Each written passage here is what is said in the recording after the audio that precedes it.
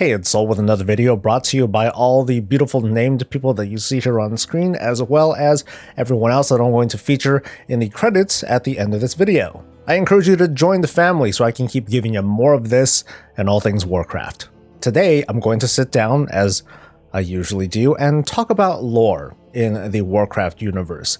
Specifically, though, I'm going to focus on Warcraft lore on a very cosmic scale. I think this is going to be really fun. There are many mysteries to be solved, and I'm not going to have all of the answers, let alone the right ones, but I hope that you can take in what I have to say today with an open mind and, more importantly, a lot of fun.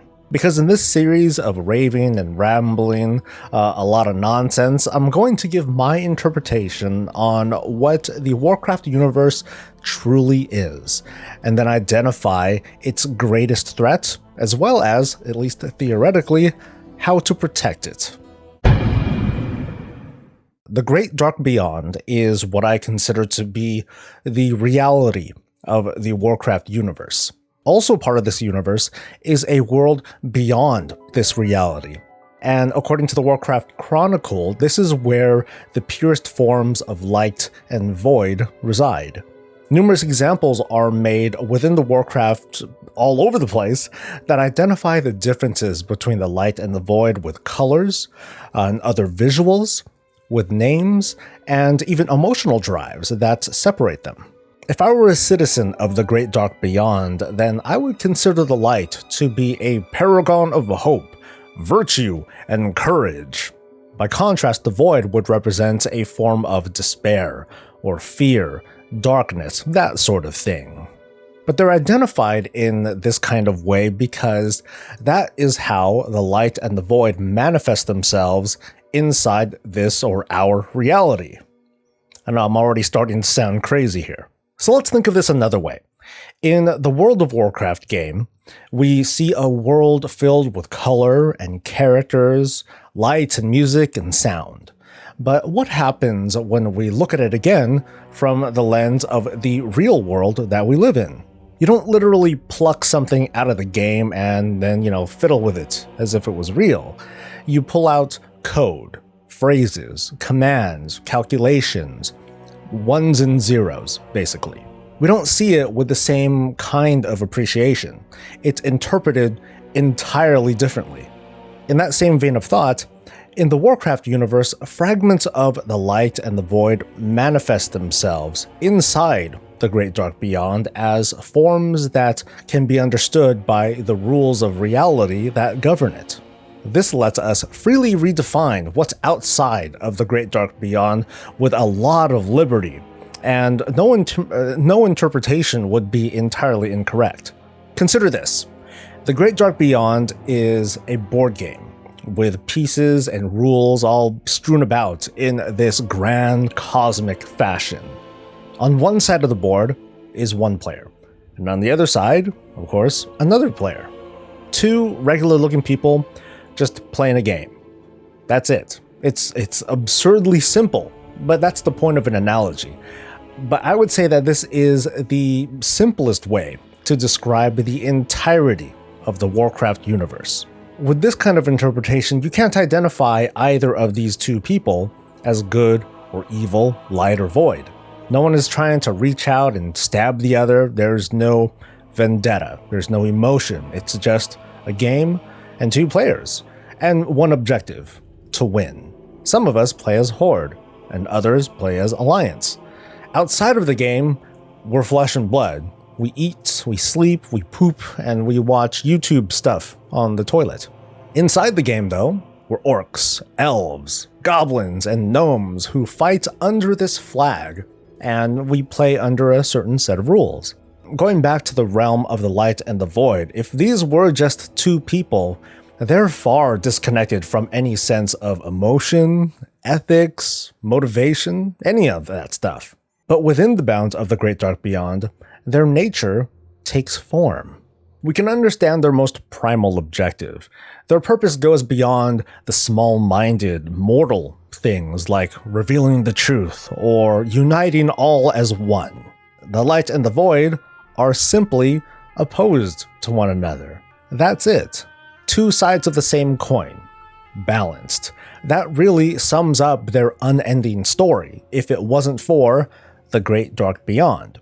Its creation was an accident, and perhaps it's become a threat. The time before the Great Dark Beyond is only described in a few vague sentences, but it culminates with this grand reaction between light and void energies that forms this new reality, the Great Dark Beyond. However, based on just that information, it seems plausible to ask this question: has this happened before? Because consider that for whatever reason in the near future, the Void Lords win. Ta-da! I don't know, it's Anduin's fault or something. But anyway, the Great Dark is just consumed by the Void. That means the forces of the Void will devour everything contained in the Great Dark Beyond, including the light, thus causing reality itself to collapse. It's sort of kind of like an air bubble being filled or pushed out. But that may not necessarily mean that the Void wins and devours the light entirely forever and ever. It may simply mean that in this particular round of light versus Void, Void is victorious, and then the current game ends. The board is just wiped clean, and the cycle begins once again, where another large reaction creates another reality, a Great Dark Beyond Mark 7, centered around the world of Battlegrounds and protected by a bunch of old bros called the Manthian or something. It's like the real world, and we're playing a multiplayer game on some random map. One side happens to win, and then the session ends. Another round is queued up, and well, maybe the other side will win this time around. It's just that this is on a cosmic scale, and countless sentient lives are at stake, no big deal. Another way to interpret this greater universe of Warcraft is to suggest that the Great Dark Beyond is a space surrounded by light and void in a shape kind of like this. Notice that direct conflict between the light and the void is lessened until one side happens to win, resulting in the Great Dark Beyond collapsing. This would result in the return of conflict over a much greater surface area where light and void connect. At least that is if surface area is even a thing. But a phenomenon like this would cause friction and possibly ignite the essential energy needed to create yet another Great Dark Beyond.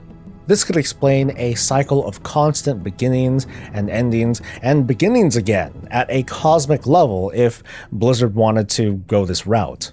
Another way still to interpret this is to consider the light and the void intermingled or locked in this cosmic melee as if it was two flavors of ice cream that are swirled together and they can't be separated, or maybe I'm just thinking of ice cream. But in this scenario, it could be possible that there could be multiple, even infinite numbers of realities, or Great Darks Beyonds, I guess, created in this maelstrom of light and void energy. Even if this were true, I don't imagine Gallywix creating some magical, whimsical gizmo that allowed travel between one reality and another. Because we have to consider entirely separate and different universal laws, but I mean, this is fiction, so, anything's possible. Concerning the Titans, we can consider them, at least when they're at their full strength, like the pinnacle of might and power in the Great Dark Beyond. Nothing comes close, except, of course, for other Titans. That level of might makes the Titans exceptionally dangerous in this conflict between the light and the void, at least within the Great Dark Beyond. Because unlike the void and the light, Titans wield their full power. A void-corrupted planet doesn't really mean much if a Titan can kick it around like a beach ball, right? But it's safe to presume that this works both ways. Because if a denizen of the Great Dark Beyond, even a Titan, were to happen to escape reality and enter the realm of the void and the light, they would probably turn into like ones and zeros or something to that effect. That's all based on the earlier theory that I talked about of what separates these two realities. The hypothesis is that no power inside the Great Dark can stand up to the light or the void while on their turf. This makes sense considering that the Void and the Light have to, at least presumably, expend immense amounts of energy just to express themselves directly within the Great Dark Beyond. According to the Chronicle, the Titans gave themselves one objective, and that is to bring order to the universe. And each one did, strangely enough. When Sargeras turned on his kin, he acted with the safety of the Great Dark Beyond in mind, even if the method was debatable, to say the least. The Titan Pantheon, at least in their heyday, were a very big inconvenience to the Light and the Void, because they're so powerful that they couldn't be controlled, or corrupted, or engaged head-on. It's almost as if in the game between the Light and the Void, the pieces themselves were starting to revolt against the players, or even worse, the Titans were threatening to become a third player in a game of two. Only this time, this third player is playing by their own rules. As far as we know currently, the Void has a pretty clear plan in mind, and that's to find and corrupt a Titan while it's in its most vulnerable state. Fortunately for the Void, even their failed attempt was enough to make the playing field more favorable for them, and I guess indirectly the Light, so they can continue on with their shenanigans. Sargeras may have discovered the Void's plans and chopped up a Void planet without too much trouble, but this shook the Titan. This led to his extreme actions, with aligning himself to the Fel, with very nearly destroying the Pantheon, corrupting and weakening Argus, and inflicting a near-mortal wound upon Azeroth, who is reportedly the final Titan who has yet to be fully awakened. All in this sadistic vision where Sargeras thinks himself the hero who's protecting the Great Dark. Instead, Sargeras' actions had the near opposite effect, nearly clearing the board, so to speak, so that way the Light and the Void could continue their campaign without numerous Titans to avoid. And now that Sargeras has been imprisoned and the Pantheon is kept busy keeping him in check, it's not known if there is anything operating at a cosmic level to prevent the Light and Void war from escalating. Because it doesn't matter who wins or loses, the Void or the Light, because reality is the prize. The winner is going to claim the Great Dark Beyond for themselves and then break it down into its most basic components. If my previous theories are true, the conflict between Light and Void is still going to continue, but reality as we know it will cease to be. It's not clear who's effectively winning this cosmic war, but at least it's visually evident in-game that the Void have the territorial advantage. It's no secret that the story of the Light's extremism is still being written, but there are a few components in place. It's been made clear numerous times that the Void plans to use the world soul of an unborn Titan to its own end, creating this unstoppable Void Titan. Now, I don't know exactly what it is that would make a Void Titan so much worse. We would just have to presume that it possesses both incredibly enhanced strength as well as the knowledge to tap into and harness the power of this pure void outside of our reality. And if that's so, then that would definitely be a game changer. But who's to say that the Light can't do something similar? The Light's so-called corruption comes in the form of light forging, as seen with the Lightforged Draenei. The question to ask is if there's a process to also turn a sleeping world soul into a quote light-forged Titan. And on top of that, would the result of that be the same as a Void Titan, the end of reality? It makes you wonder about Zira, the Prime Naru. If she or it had lived through the events of the Third Burning Legion invasion, would it have attempted to take over Argus's or even Azeroth's world soul if given the chance? Would anyone have tried to stop it, thinking that, oh, it's the Light, it's warm and fuzzy and it would be beneficial to Argus or Azeroth? And on top of that, would it have been successful? As far as we know, there's no telling how long it would take to corrupt a world soul, whether it's from the Void or the Light. While the Naru at least appear to be the most powerful representation of Light within the Great Dark Beyond, on the surface, they don't seem to have the fortitude that the old gods possess. Yasiraj was a huge old god, and it continued to afflict Azeroth long after its death. Zero was one-shot by an eye beam, which resulted in nothing, at least as far as we know. There is prior evidence of void corruption. Sargeras, like I had mentioned earlier, discovered a nearly corrupted world soul, but there's no telling how long it took for it to enter that state. Because meanwhile, on ancient Azeroth, the Black Empire, which was like the peak of the old god's power, failed to corrupt Azeroth before it was smashed by the armies of the Titanforged.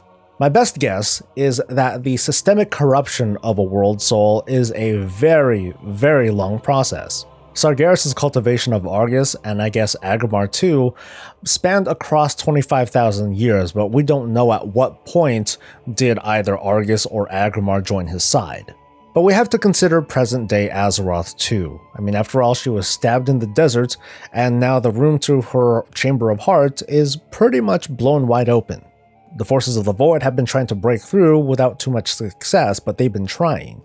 Meanwhile, the Naaru had been looked at with a little bit of suspicion, but they're still considered friends of the good guys. Could a Naaru enter Azeroth's Chamber of Heart with just a little bit of social engineering and Titan forge the world soul with just boop, a touch?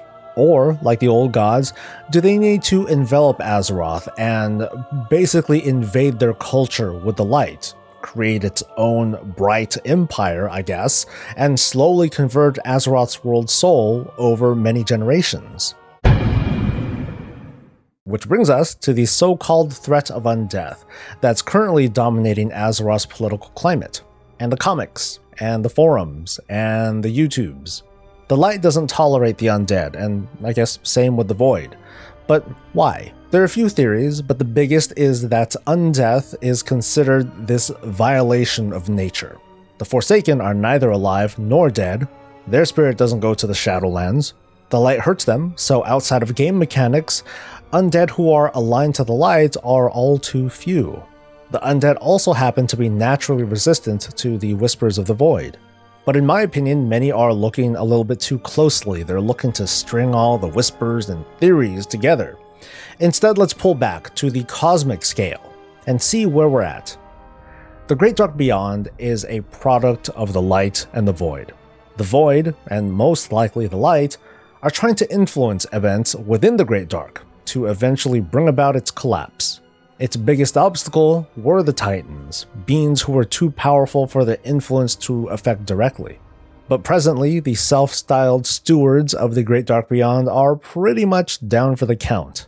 There's one Titan left that apparently everyone seems to know about, that it is not only unborn, but greatly weakened thanks to Sargeras.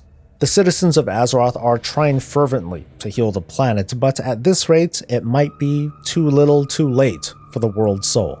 Azeroth needs protection, healing, a kind of kickstart. But if it comes from the light or the void, well, that could risk marking the beginning of the end for all of reality. Healing the world soul is going to require a power that doesn't come from the light or the void, but somewhere else. In fact, like anywhere else. The way I see it, the answer is going to have to come from the four remaining elements of power: arcane, life, even fel or death. Because like the Titans, these powers are the product of the Great Dark Beyond. The element of life seems to be what the world's shaman and druid are trying to jam into the planet right now. Magni is tasking the champion of Azeroth to heal the planet's wounds using the Heart of Azeroth. Titans overall are very special because they're able to wield the powers of the Great Dark Beyond with an amazing capacity. Sargeras was able to wield fel, just like the Pantheon is able to draw upon the other powers of our reality. So the best way I see it, the way to heal Azeroth involves what we're doing now, healing its wounds and jamming it full of energy, but it needs to come from, I'm thinking, all sources with the exception of the light and the void. However, in order for Azeroth to even survive up until its awakening, which could be by the end of the Battle for Azeroth expansion, or many expansions from now, or never, because it could be millions of years for all we know.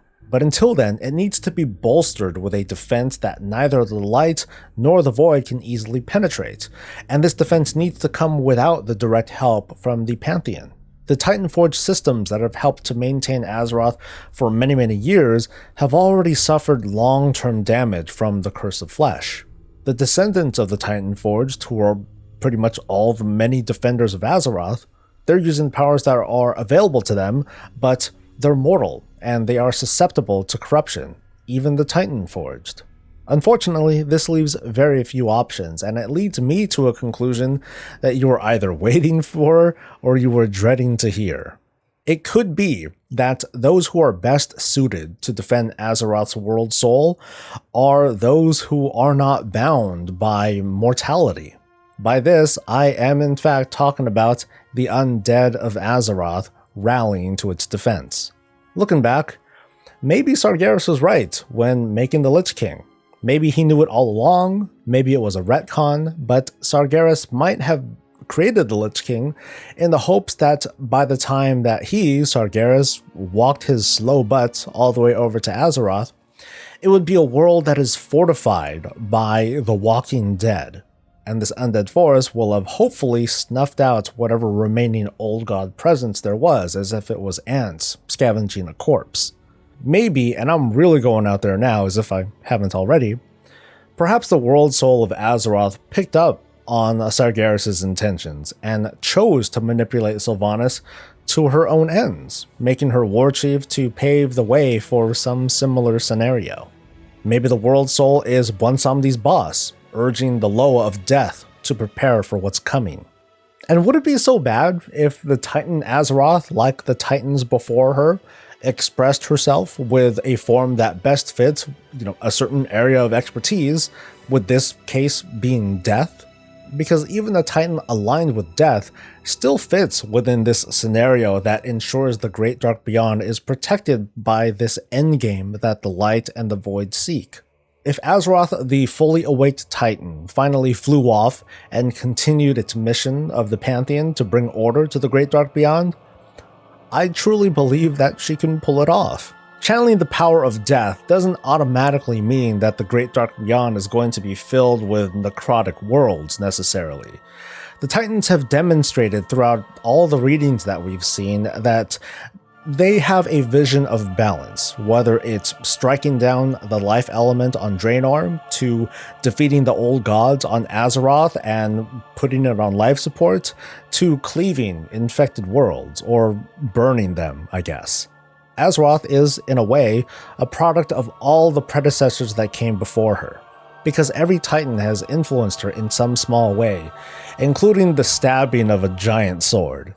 Imagine if future worlds are touched by Azeroth, even worlds that contain a world soul, that have a vanguard of Titan Forged with undead properties, that could theoretically make them less susceptible to long-term corruption. And also, even if undead Titan Forged were focused so much on the undead, life would also need to be protected because otherwise, where does one get fresh bodies? You gotta get some more at some point. It sounds messy, but in the grandest of grand schemes, this is also balance at work. Or maybe I'm just way off the mark, but I think I'm onto something here. That concludes my theory of everything in the Warcraft universe, and even if 0% of this turns out to be true, I had a lot of fun writing this up. I'd love to discuss more of this in a comment below, or even on the kind of new Discord channel that I have. Just look at the top of the description and check it out. But otherwise, thank you so much for making it to the end. This was a ton of fun to put together. So, hope you enjoyed yourself and stick around for more. I'll see you next time. Until then, stay safe, stay happy, and stay breezy.